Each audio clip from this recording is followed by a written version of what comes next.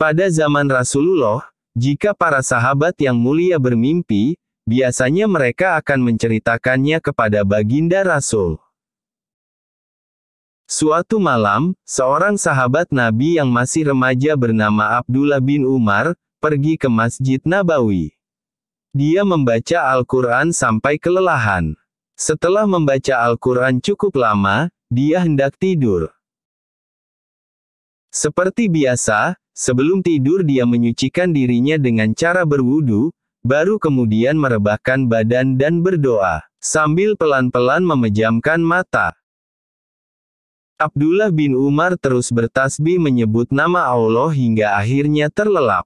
Di dalam tidurnya yang nyenyak, dia bermimpi. Dalam mimpinya, dia berjumpa dengan malaikat. Tanpa berkata apa-apa dua malaikat itu memegang kedua tangannya dan membawanya ke neraka. Dalam mimpinya, neraka itu bagaikan sumur yang menyalakan api berkobar-kobar. Luar biasa panasnya. Di dalam neraka itu, dia melihat orang-orang yang telah dikenalnya. Mereka terpanggang dan menanggung siksa yang tiada taraf pedihnya. Menyaksikan neraka yang mengerikan dan menakutkan itu, Abdullah bin Umar seketika berdoa, "Aku berlindung kepada Allah dari api neraka."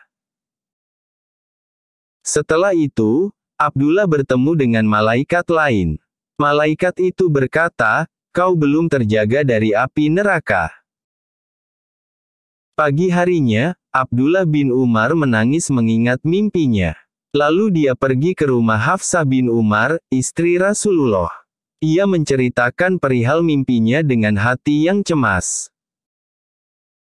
Setelah itu Hafsah menemui baginda Rasul, dan menceritakan mimpi saudara kandungnya itu kepada baginda Rasul. Seketika itu beliau bersabda, "Sebaik-baik lelaki adalah Abdullah bin Umar kalau dia mau melakukan sholat malam." Mendengar sabda Nabi tersebut, Hafsah bergembira. Dia langsung menemui adiknya Abdullah bin Umar dan berkata, "Nabi mengatakan bahwa kau adalah sebaik-baik lelaki jika kau mau sholat malam. Dalam mimpi itu, malaikat terakhir yang kau temui mengatakan bahwa kau belum terjaga dari api neraka. Itu karena kau tidak melakukan sholat tahajud. Jika kau ingin terselamatkan dari api neraka, dirikanlah sholat tahajud setiap malam. Jangan kau sia-siakan waktu sepertiga malam, waktu di mana Allah memanggil-manggil hambanya."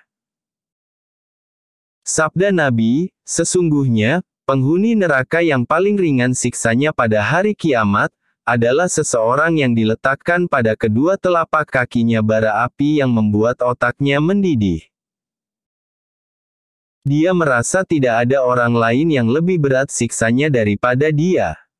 Padahal, sesungguhnya siksa yang ia terima adalah yang paling ringan di dalam neraka. Dia berusaha sekuat tenaga untuk beribadah kepada Allah, mencari ridho Allah agar termasuk hamba-hambanya yang terhindar dari siksa api neraka dan memperoleh kemenangan surga." Akhirnya Abdullah bin Umar bisa merasakan nikmatnya sholat tahajud. Betapa agung keutamaan sholat tahajud. Tidak ada yang lebih indah dari saat-saat ia sujud dan menangis kepada Allah pada malam hari. Itulah sebagian kisah sahabat Nabi, Abdullah bin Umar yang memimpikannya neraka. Semoga kita dapat mengamalkan ilmu dari kisah ini. Terima kasih telah mendengarkan. Mohon maaf jika ada kekurangan. Wassalamualaikum warahmatullahi wabarakatuh.